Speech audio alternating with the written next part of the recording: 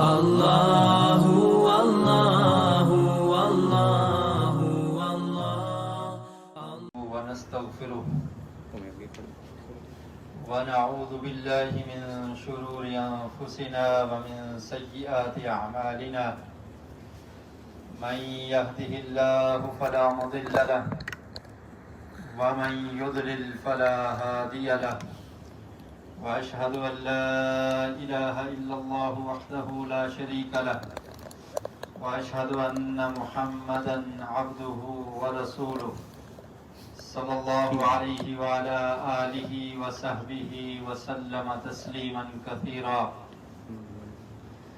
يا أيها الذين آمنوا اتقوا الله حق تقاته ولا تموتن إلا وأنتم مسلمون يا أيها الناس اتقوا ربكم الذي خلقكم من نفس واحدة وخلق منها زوجها وبث منهما رجالا كثيرا ونساء واتقوا الله الذي تساءلون به والأرحام إن الله كان عليكم رقيبا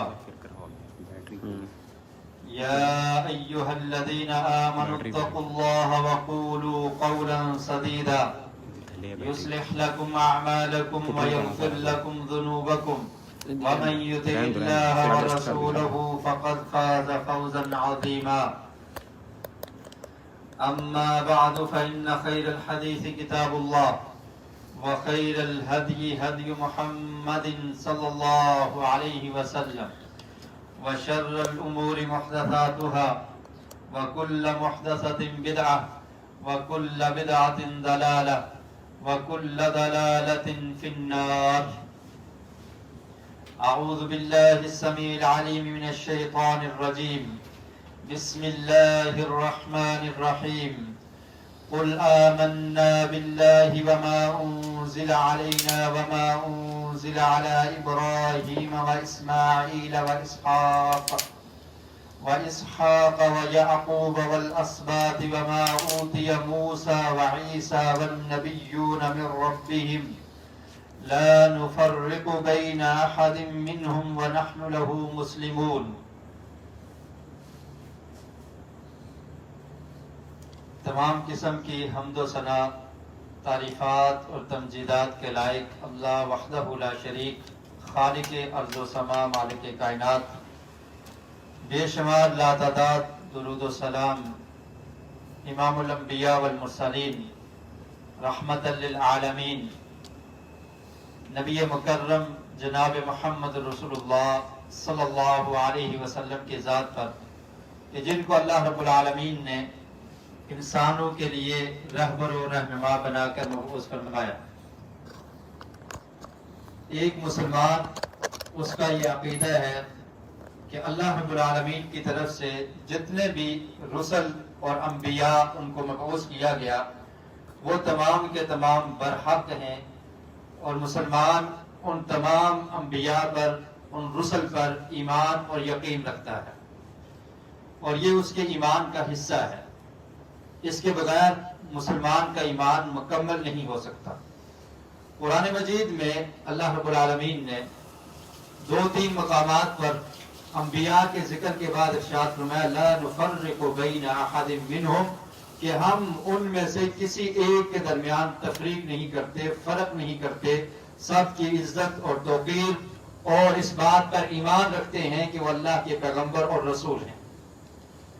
سورہ آل عمران اس کی آیت نمبر 84 میں اللہ تعالیٰ نے ارشاد فرمایا کہ اے نبی اکرم صلی اللہ علیہ وسلم آپ یہ کہہ دیجئے قل آمنا باللہ وما انزل علینا، آپ کہہ دیجئے کہ ہم ایمان لائے اللہ پر، وما انزل علینا، اور جو ہماری طرف نازل کیا گیا، یعنی جو وحی اللہ رب العالمین نے نبی اکرم صلی اللہ علیہ وسلم کی طرف نازل کی ہمارا اس پر بھی ایمان ہے، وہ قرآن کی صورت میں ہو یا نبی اکرم صلی اللہ علیہ وسلم کے فرمان کی صورت میں حدیث، ان دونوں پر مومن کا ایمان ہے. جو بھی اللہ کی طرف سے نبی اکرم صلی اللہ علیہ وسلم پر نازل ہوا وہ حق ہے، سچ ہے، اور اس پر یقین رکھنا، ایمان رکھنا، یہ مومن کے ایمان کا حصہ ہے. اور پھر وہ ہمارے لیے دستور ہے، دستور حیات ہے، اس کے مطابق مسلمان نے اپنی زندگی بسر کرنی ہے۔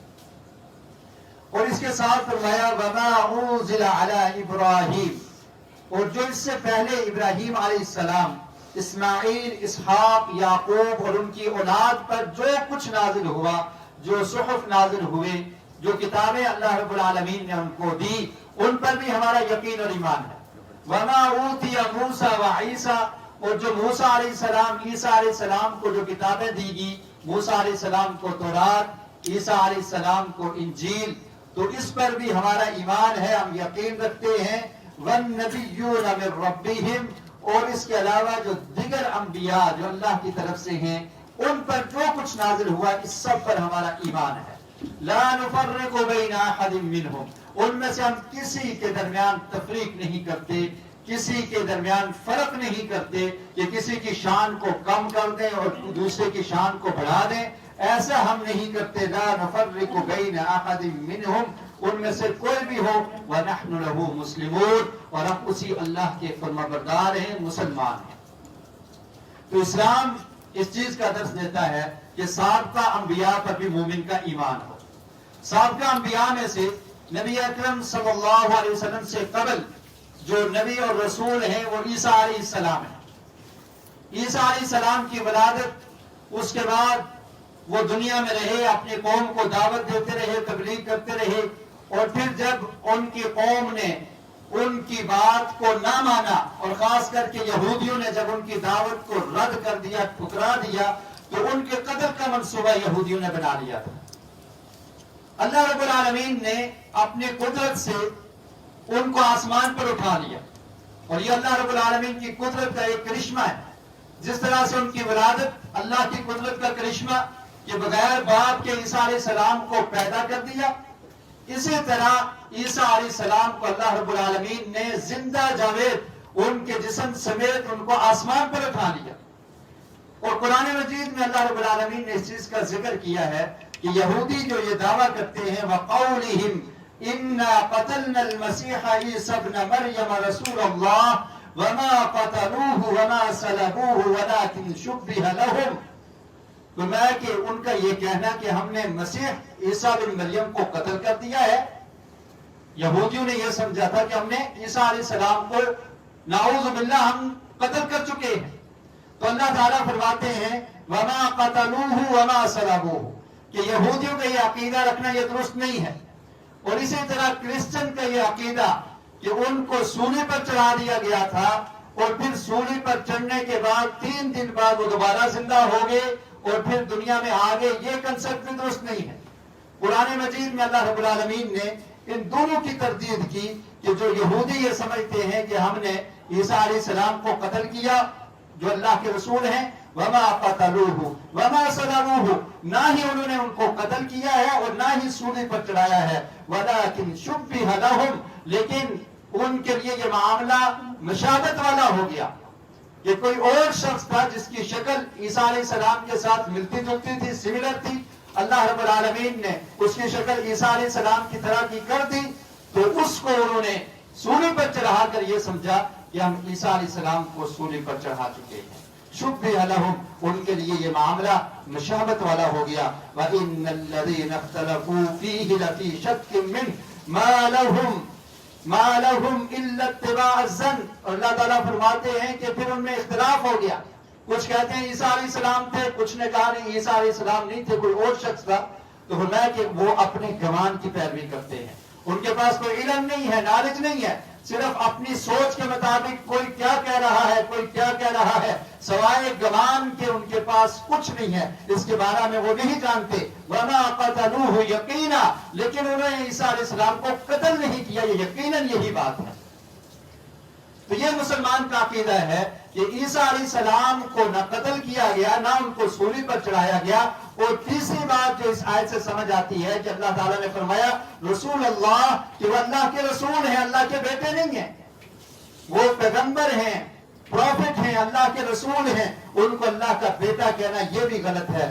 اور پھر فرمایا بل رفعہ اللہ الیہ وکان اللہ عزیزا حکیما، بلکہ اللہ تعالیٰ نے ان کو اوپر اٹھا، عالمین نے یہودیوں سے بچا کر آسمانوں پر اٹھا لیا ہے۔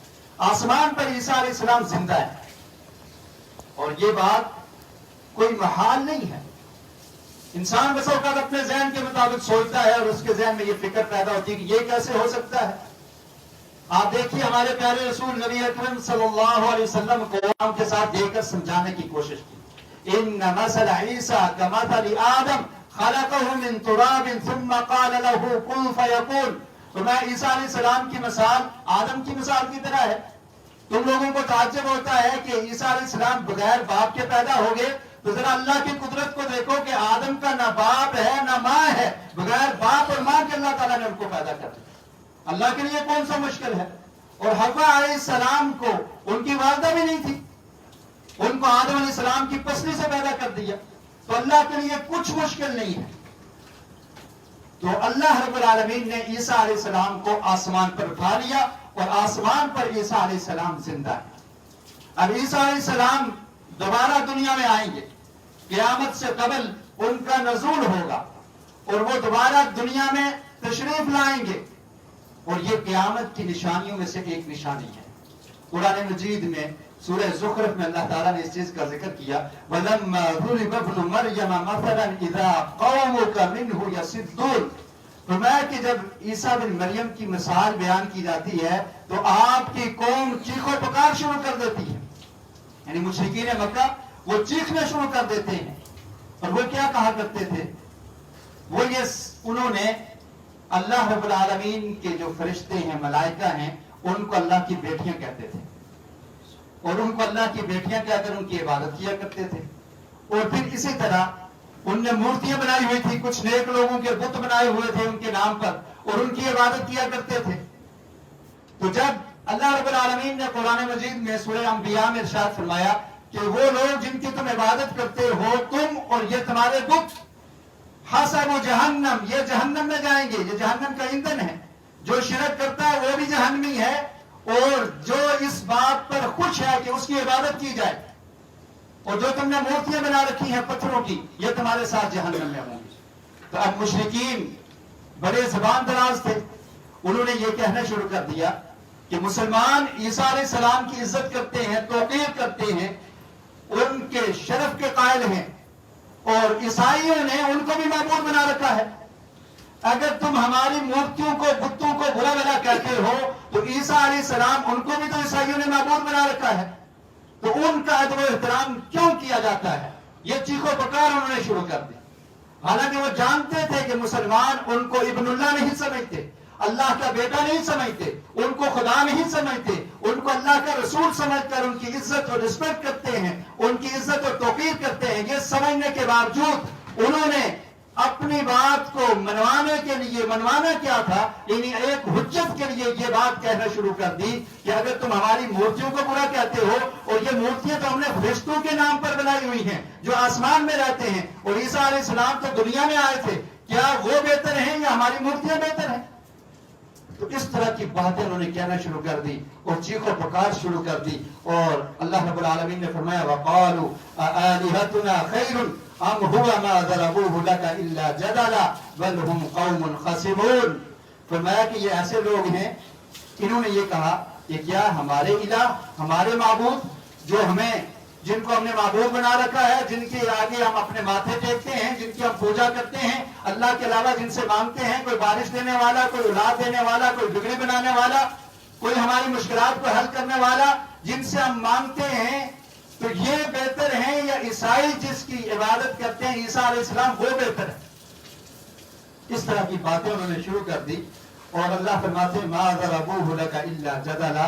یہ وہ جانتے تھے کہ مسلمان ان کو الہ نہیں سمجھتے، لیکن انہوں نے لڑائی کے لیے، جھگڑے کے لیے اس طرح کی باتیں کی. بل ہم قوم خصمون. اللہ تعالیٰ فرماتے ہیں یہ جھگڑالو قوم ہے، یہ مشرک لوگ، مشرکین عرب، مکہ کے مشرک، یہ جھگڑا کرنے والے ہیں. ان هو الا عبد انعمنا علیہ. اور عیسیٰ علیہ السلام کے بارے میں مسلمان کا عقیدہ کیا ہے؟ اللہ نے قرآن میں بیان کر دیا کہ وہ تو ہمارے بندے ہیں. عبد، ابن اللہ نہیں ہے، اللہ کے بندے ہیں. عبد انعمنا علیہ، ہم نے اس پر انعام کیا ہے. انعام کیا کیا کہ پیدا ہوئے گود میں ہی بولنا شروع کر دیا، اور اس بات کی بشارت دے دی، اعلان کر دیا کہ میں اللہ کا رسول اور پیغمبر ہوں. اور بہت سارے انعامات اور ان کے ہاتھ پر مریضوں کو شفا مل جاتی تھی.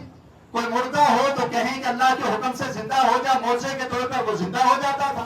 تو اللہ تعالیٰ فرماتے ہیں وہ تو ہمارا بندہ ہے عیسیٰ، انعمنا علیہ، ہم نے اس پر انعام کیا. وجعلناہ مثلا لبنی اسرائیل، اور اس کو ہم نے بنی اسرائیل کے لیے ایک مثال اور علامت بنا دیا. بنی اسرائیل کو سمجھانے کے لیے پیغمبر بھی تھے، اور اس وقت جو دور چل رہا تھا کہ لوگ یہ سمجھتے تھے کہ مریضوں کو شفا دے دی جاتی ہے، فلاں طبیب بہت ماہر ہے، فلاں شخص بہت ماہر ہے، تو اللہ رب العالمین نے اپنے نبی عیسیٰ علیہ السلام کو یہ معجزہ دے دیا کہ کسی پر ہاتھ لگاتے اس کو شفا مل جاتی. کوئی اگر فوت ہو چکا ہے اس کو کہتے قوم باذن اللہ، وہ اللہ کے حکم سے کھڑا ہو جاتا. میں مثلا لبنی اسرائیل، بنی اسرائیل کو سمجھانے کے لیے ایک علامت، ایک مثال اللہ رب العالمین نے عیسیٰ علیہ السلام کو بھیج کر قائم کر دی کہ یہ اللہ تعالیٰ کی قدرت ہے. وَلَوْ نَشَاءُ لَجَعَلْنَا مِنْكُمْ مَلَائِكَةً فِي الْأَرْضِ يَخْلُقُونَ. اور پھر یاد رکھو فرشتے، ان کی تم پوجا کرتے ہو اور ان کو اللہ کی بیٹیاں کہتے ہو، وہ بھی اللہ کی مخلوق ہیں، وہ بھی خالق نہیں ہو سکتے، فرمایا وہ بھی اللہ کی مخلوقات ہیں. ملائکۃ فی الارض یخلقون. فرق کتنا ہے کہ اللہ نے جو انسان پیدا کیے ہیں وہ زمین میں بستے ہیں، اور فرشتوں کی اللہ نے یہ ڈیوٹی لگا رکھی ہے کہ وہ آسمان میں آباد ہیں. اور اگر اللہ تعالیٰ چاہتے تو ان کو بھی زمین پر بھیج سکتے تھے.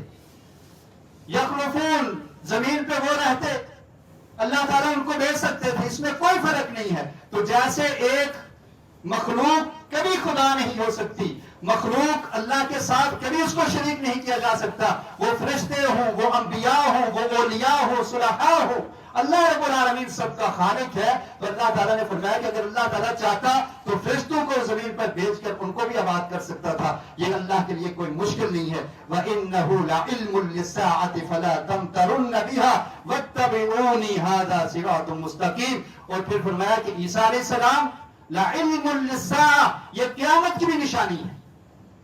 ان کی پیدائش بھی اللہ کی قدرت کا کرشمہ اور نشانی، اور پھر ان کا زندہ رہنا، ان کے ہاتھ پر معجزات کا ظاہر ہونا، اور پھر فرمایا کہ قیامت کی بھی نشانی ہے. یعنی جب ان کا نزول ہوگا تو اس وقت مسلمان یہ سمجھ لیں گے کہ اب قیامت قریب ہے. عیسیٰ علیہ السلام آ چکے ہیں، آ کر دجال کا مقابلہ کریں گے، اس کو قتل کریں گے. تو فرمایا وَإِنَّهُ لَعِلْمٌ لِلسَّاعَةِ، یہ قیامت کی بھی ایک نشانی ہے. فَلَا تَمْتَرُنَّ بِهَا وَاتَّبِعُونِي هَذَا صِرَاطٌ مُسْتَقِيمٌ. فرمایا ان کے بارے میں شک نہ کرو، یہ اللہ نے کھول کر بیان کر دیا ہے، اور میری پیروی کرو، نبی اکرم صلی اللہ علیہ وسلم کی اتباع کرو، یہی سیدھا راستہ ہے. تو عیسیٰ علیہ السلام کا نزول ہوگا قیامت سے قبل. اس کے بارے میں متواتر احادیث ملتی ہے، یعنی ایسی احادیث کہ جن کے بارے میں یہ کہنا ہی محال ہے کہ ہر طبقے میں اتنے راوی بیان کرتے ہیں، 10 راوی بیان کر رہے ہیں، پھر اس کے بعد دوسرے طبقے میں پھر 10 راوی بیان کر رہے ہیں، 10 تابعی بیان کر رہے ہیں، 10 صحابہ بیان کر رہے ہیں. اس طرح سے کثیر تعداد میں یہ روایات موجود ہیں کہ جن میں نبی اکرم صلی اللہ علیہ وسلم نے قیامت کی نشانیوں کو بیان کرتے ہوئے عیسیٰ علیہ السلام کے نزول کا ذکر کیا. اور یہ قرآن مجید کی آیت سورہ زخرف کی آیت نمبر 57 سے لے کے 61 تک، اس میں اللہ تعالیٰ نے فرمایا کہ وہ قیامت کی ایک نشانی ہے. اس کی تفسیر میں عبداللہ بن عباس بیان کرتے ہیں کہ اس سے مراد کیا ہے، نزول عیسیٰ ابن مریم من قبل یوم القیامہ، کہ قیامت سے قبل عیسیٰ علیہ السلام نازل ہوں گے. یہ اس آیت سے مراد ہے کہ عیسیٰ علیہ السلام کا نزول ہوگا قیامت سے قبل. اور پھر نبی اکرم صلی اللہ علیہ وسلم سے صحیح مسلم میں ایک روایت ہے، حضرت حذیفہ بیان کرتے ہیں کہ ہمارے پاس آقا علیہ السلام تشریف لائے اور ہم مذاکرہ کر رہے تھے، ذکر کر رہے تھے. صحابہ کرام آپس میں بیٹھ کر گفت و شنید کر رہے ہیں. اللہ کے رسول نے آ کر دریافت کیا، پوچھا کہ تم اس چیز کا ذکر کر رہے ہو؟ کہنے لگے نذکر الساعہ، ہم قیامت کے بارے میں ذکر کر رہے ہیں. کبھی سوچنا چاہیے، کبھی ہمارے اندر بھی یہ فکر پیدا ہونی چاہیے کہ یہ دنیا ہمیشہ رہنے والی نہیں ہے. ایک دن ایسا آنے والا ہے کہ دنیا ریزہ ریزہ ہو جائے گی، دنیا ختم ہو جائے گی، اس میں کچھ باقی نہیں رہے گا. اللہ کے حکم سے قیامت قائم ہوگی. اور پھر ایک ایسا دن آنے والا ہے جس کو یوم الحساب کہا جاتا ہے، جس کو یوم الدین کہا جاتا ہے، جس دن بدلہ دیا جائے گا، جس دن انعامات تقسیم ہوں گے، جس دن جو لوگ مجرم ہیں، جو گناہگار ہیں، جو فاسق فاجر کافر اور منکر ہیں، ان کو سزا ملے گی جہنم. ایک دن ایسا آنے والا ہے. صحابہ کرام قیامت کا ذکر کر رہے تھے. اللہ کے رسول نے پوچھا کہ کس چیز کا ذکر کر رہے ہو؟ فرمایا اللہ کے رسول ہم قیامت کا تذکرہ کر رہے ہیں۔ پیارے رسول صلی اللہ علیہ وسلم نے ارشاد فرمایا انہا لن تقوم حتی ترون قبلہا 10 آیات، فرمایا قیامت اس وقت تک قائم نہیں ہوگی کہ جب تک اس سے پہلے تم 10 نشانیاں، بڑی بڑی 10 نشانیاں نہ دیکھو۔ وہ 10 نشانیاں کیا ہیں؟ فرمایا الدخان، ایک دھواں ہے، قیامت سے پہلے ایک دھواں آئے گا، اور پھر اس کے بعد فرمایا والدجال، اور دجال کا ظہور ہوگا، وہ کانا دجال وہ آئے گا، اور اس سے اللہ کے رسول پناہ بھی مانگا کرتے تھے، بلکہ نماز میں یہ دعا پڑھا کرتے تھے اللہم انی اعوذ بک من فتنۃ المسیح الدجال، کہ اللہ تعالیٰ میں دجال کے فتنے سے تیری پناہ میں آتا ہوں۔ اور پھر فرمایا والدابہ، اور ایک دعوت الارض ہوگا، اور پھر فرمایا اس کے بعد ایک اور نشانی ہے وطلوع الشمس من مغربہا، سورج مغرب سے طلوع ہوگا، ونزول عیسی بن مریم، اور عیسیٰ بن مریم کا نزول ہوگا۔ عیسیٰ بن مریم زندہ ہیں، آسمان پر ہیں قیامت سے قبل، تو میں ان کا نزول ہوگا، وَيَأْجُوجَ وَمَاجُوجَ، اور یاجوج اور ماجوج یہ نکلیں گے، اور پھر فرمایا کہ زمین میں لوگوں کو دھنسایا جائے گا۔ اس طرح کے 3 واقعات ہوں گے، خسف بالمشرق و خسف بالمغرب، مشرق میں ایسا واقعہ پیش آئے گا، مغرب میں ایسا واقعہ پیش آئے گا، اور جزیرۃ العرب میں ایسا واقعہ پیش آئے گا، اور پھر فرمایا وآخر ذالک نار، اور آخر میں ایک آگ نکلے گی، تخرج من الیمن تطرد الناس الی محشرہم، یمن سے نکلے گی، لوگوں کو دھکیل کر ان کو محشر کی طرف لے جائے گی۔ تو فرمایا کہ قیامت سے قبل یہ 10 نشانیاں ہوں گی، اور ان میں سے ایک نشانی کیا ذکر کی کہ عیسیٰ علیہ السلام ان کا نزول ہوگا، اور پھر عیسیٰ علیہ السلام جب دنیا میں آئیں گے ان کا کام کیا ہوگا، اس کے بارے میں بھی صحیح البخاری میں یہ حدیث ہے اور صحیح مسلم میں بھی موجود ہے۔ حضرت ابو ہریرہ رضی اللہ تعالیٰ عنہ بیان کرتے ہیں کہ اللہ کے رسول نے فرمایا والذی نفسی بیدہ لیوشکن ان ینزل فیکم ابن مریم، کہ قریب ہے کہ تم میں ابن مریم کا نزول ہو، عیسیٰ بن مریم وہ آئیں گے، حکمن عدلن، حاکم ہوں گے اور عدل و انصاف قائم کرنے والے ہوں گے، اس وقت عدل قائم ہوگا، فیکسر الصلیب، صلیب کو توڑ دیں گے۔ عیسائیوں کا جو شعار ہے صلیب جس کو انہوں نے بنا رکھا ہے، عیسیٰ علیہ السلام آ کر اس کو توڑ دیں گے، اور یہ اس بات کی تردید ہے کہ عیسیٰ علیہ السلام کو سولی پہ نہیں چڑھایا گیا، اس صلیب کو عیسیٰ علیہ السلام آ کر توڑ دیں گے، وَيَقْتُلُ الْخَنْزِيرَ، اور خنزیر کو قتل کر دیں گے۔ خنزیر یہ تمام شریعتوں میں اس سے پہلے جو ادیان تھے، یہودیت ہو عیسائیت ہو، ان کی کتابوں میں بھی موجود ہے کہ ان پر بھی یہ خنزیر حرام تھا، اور مسلمانوں پر بھی اس کا گوشت حرام ہے۔ اللہ رب العالمین نے قرآن مجید میں ارشاد فرمایا انما الخمر والمیسر والانصاب والازلام رجس من عمل الشیطان، اور دوسرے مقام پر فرمایا کہ انما حرم علیکم المیتۃ والدم ولحم الخنزیر وما اہل بہ لغیر اللہ، کہ اللہ تعالیٰ نے تم پر مردار کو حرام کیا ہے، خون کو حرام کیا ہے، اور خنزیر کے گوشت کو حرام کیا ہے۔ خنزیر حرام ہے، اور یہاں پر یہ بات بھی سمجھ لیجئے کہ جو چیز مسلمان کے لیے کھانا حرام ہوتی ہے اس کی کمائی بھی حرام ہوتی ہے۔ یہ نہیں ہے کہ انسان اس کو بیچ دے اور پھر اس سے کمائی کھاتا رہے، یہ حرام ہے مسلمان کے لیے، اور اس حرام کام میں مسلمان کسی کا تعاون بھی نہیں کر سکتا کہ آپ خنزیر کو ذبح کر کے کسی غیر مسلم کو دیتے رہیں، اس کو پرووائڈ کر دیں کہ وہ کھاتا رہے، مسلمان کے لیے درست نہیں ہے۔ مسلمان صرف حلال کام میں کسی کا تعاون کر سکتا ہے، حرام کام میں تعاون کرنا بھی درست نہیں ہے۔ وہ خنزیر کو ڈلیور کرنا ہو، یہ فوڈ پہنچانا ہو، یا خنزیر کے گوشت میں کسی طرح سے بھی ہیلپ کرنا، مدد کرنا، اس کو پہنچانا، اس کو خرید کر دوسروں تک پہنچا دینا، اس کو خریدنا، اس کو ذبح کرنا، کچھ بھی مسلمان کے لیے جائز نہیں ہے۔ قرآن مجید میں اللہ رب العالمین نے ارشاد فرمایا وَتَعَاوَنُوا عَلَى الْبِرِّ وَالتَّقْوَى وَلَا تَعَاوَنُوا عَلَى الْإِثْمِ وَالْعُدْوَانِ، کہ تم نیکی اور تقوی کے کام پر ایک دوسرے کے ساتھ تعاون کیا کرو، گناہ کے کام پر تم مسلمان کے ساتھ بھی تعاون نہیں کر سکتے۔ چاہے جائے کہ انسان غیر مسلموں کے ساتھ ایسا تعاون کرے، جس چیز کو اللہ نے حرام کر دیا ہے وہ ہم خود نہیں کھاتے، لوگوں کو دیتے رہے۔ مسلمان دین سے دور ہو چکے ہیں، نہ ہمیں سود کی حرمت کا یاد رہتا ہے، نہ خنزیر کے گوشت کی حرمت کا ہمیں بسا اوقات یاد رہتا ہے، نہ شراب کی حرمت کی ہمیں فکر ہوتی ہے، اور خاص کر کے اس معاشرے میں رہتے ہوئے ان حدود کو قائم کرنا مسلمان کی ذمہ داری ہے۔ اپنے ایمان کی فکر کیجئے، اپنی نسلوں کے ایمان کی فکر کیجئے کہ جس چیز کو اللہ تعالیٰ نے حرام کر دیا اس سے ہم نے بچ کے رہنا ہے۔ تو عیسیٰ علیہ السلام آ کر خنزیر کو قتل کریں گے، وَيَدَعُ الْجِزْيَةَ، اور پھر جزیہ بھی ختم ہو جائے گا۔ جزیہ ایک ٹیکس ہوتا ہے کہ مسلمان حکومت میں جو اہل کتاب رہتے ہیں تو وہ چونکہ مسلمانوں سے خدمات لیتے ہیں، ان کی حفاظت ہوتی ہے، ان کو خدمات پرووائڈ کی جاتی ہیں، تو اس کے بدلے میں ان سے ٹیکس لیا جاتا ہے جس کو جزیہ کہتے ہیں۔ جیسے مسلمان تاجروں سے زکوٰۃ وصول کی جاتی ہے تو اسی طرح ان سے ٹیکس لیا جاتا ہے، لیکن عیسیٰ علیہ السلام جب آئیں گے تو اس بات کو ختم کر دیں گے، جزیہ ختم ہو جائے گا۔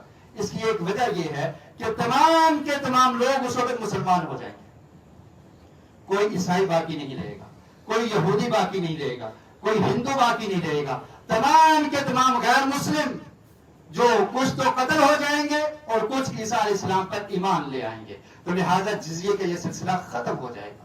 اور قرآن مجید میں بھی اللہ رب العالمین نے اس چیز کا ذکر کیا۔ حدیث کمپلیٹ کرنے کے بعد اس آیت کو پڑھتا ہوں۔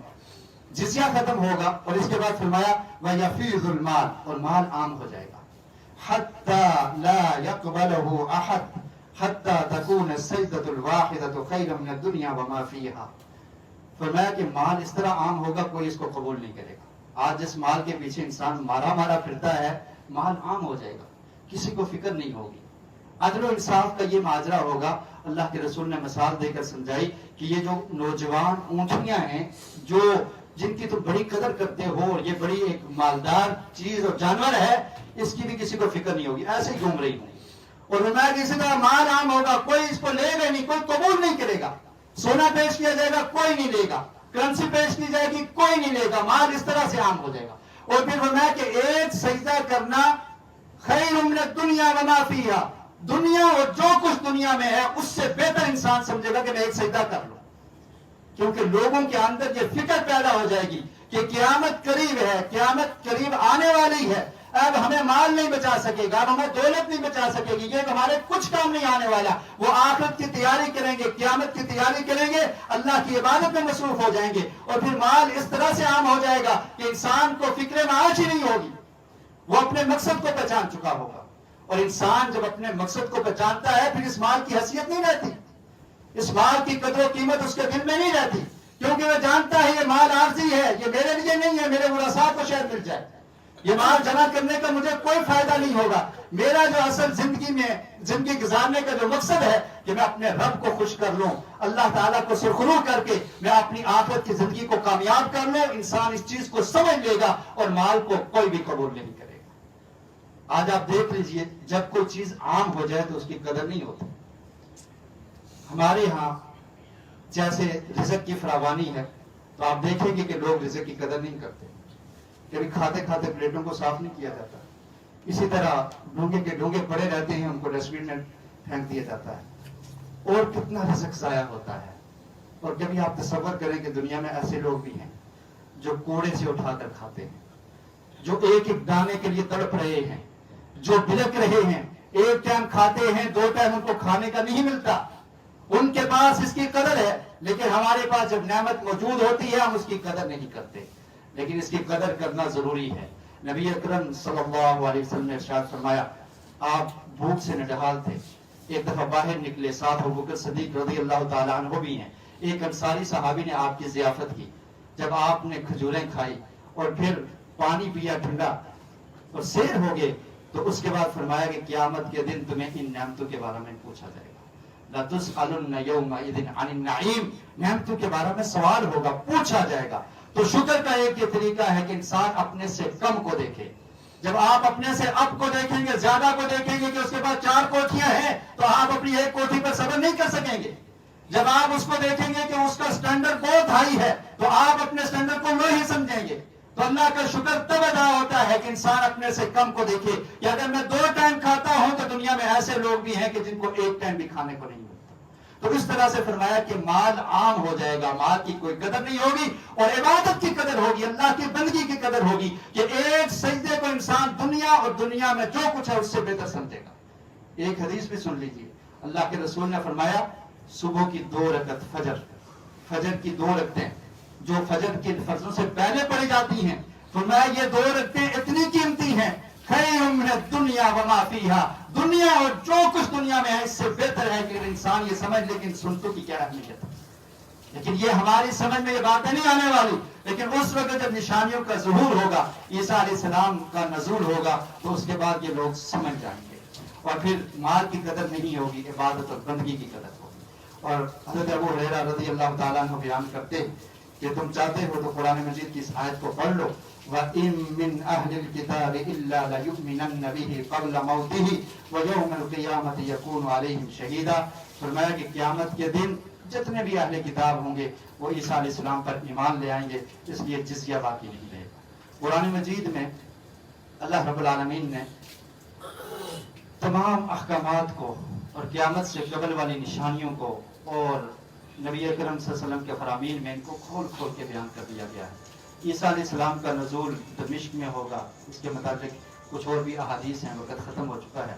صرف ایک بات کی طرف نشاندہی کرنا چاہتا ہوں کہ قرآن مجید ایک عظیم کتاب ہے.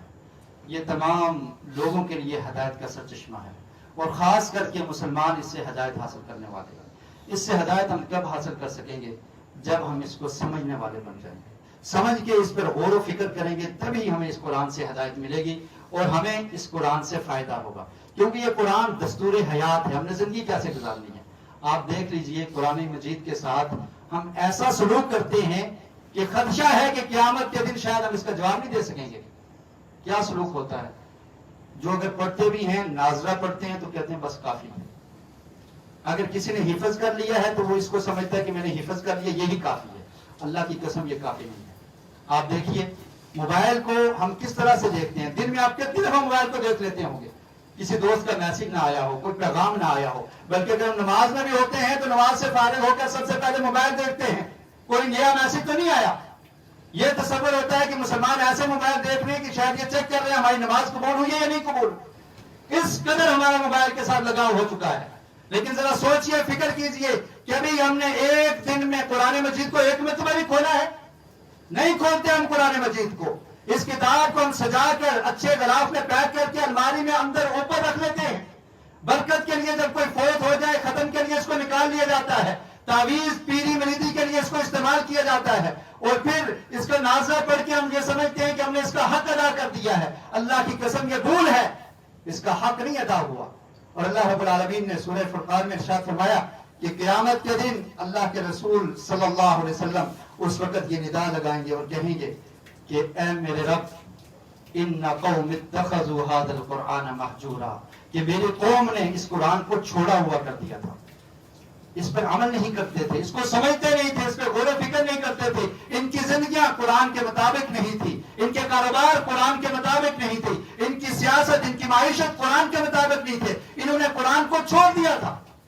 پورا قرآن حفظ کر لیا جاتا ہے لیکن یہ نہیں پتہ لگتا کہ اس لفظ کا معنی کیا ہے. قرآن کے ایک لفظ کا ترجمہ ہمیں نہیں پتا. کیا کسی اور زبان کے ساتھ بھی ایسا ہوتا ہے؟ کہ آپ جب کسی زبان کو پڑھتے ہیں، انگلش ہو، فرینچ ہو، چائنیز ہو، کینٹونیز ہو، کوئی بھی زبان ہو، اگر وہ لفظ آپ کو سمجھ نہ آ رہا ہے آپ بور ہو جاتے ہیں. لیکن قرآن مجید کے ساتھ ہم یہ سلوک کرتے ہیں کہ پڑھتے چلے جاتے ہیں لیکن ایک لفظ کا نہیں پتا کہ اللہ نے اس میں ہمیں کیا حکم دیا ہے، کیا ہم نے کرنا ہے، کیا اس سے سبق لینا ہے، کیسے زندگی گزارنی ہے، اس کے متعلق ہمیں کچھ پتا نہیں.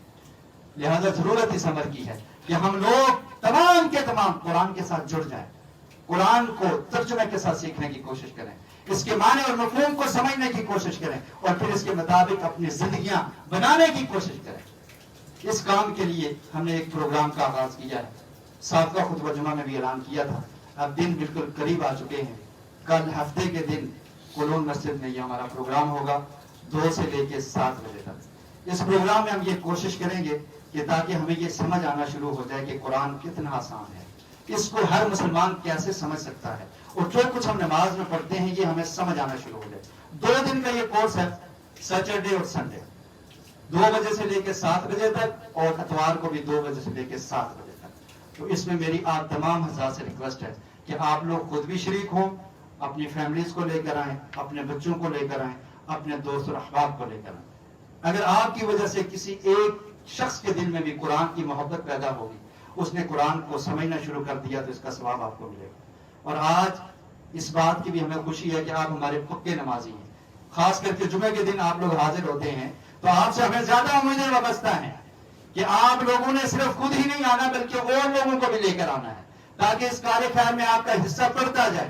اور ہم یہ دعا گو ہیں کہ اللہ تعالیٰ ہم سب کو اور آپ کو توفیق دے. آپ ہماری ایک ٹیم ہے اور آپ ہماری ہر خوشی غمی میں، مدرسے کے جتنے معاملات ہوتے ہیں، فنڈ میں، دیگر معاملات میں آپ شریک ہوتے ہیں. تو اس دینی کام سے بھی آپ معلوم نہ ہو جائیں. اپنے تمام دوست احباب کو, اپنے فیملی ممبرس کو اس پروگرام میں لے کر آئیں, شرکت کریں. اللہ رب العالمین ہمیں دین اسلام کو سمجھنے کی اور اس پر عمل کرنے کی توفیق نصیب فرمائے. وآخر دعوانا الحمدللہ. رحمت تیری چاور کرتا ہے تو برکتوں سے دامن